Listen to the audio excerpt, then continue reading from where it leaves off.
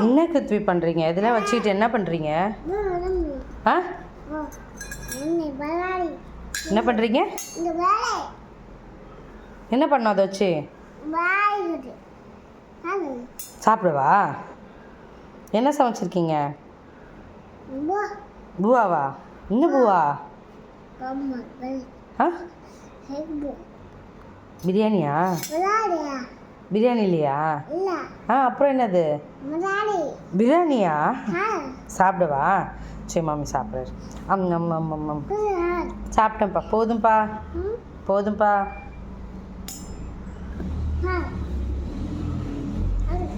என்ன சாப்பிடவா? போதும் மம்மிக்கு.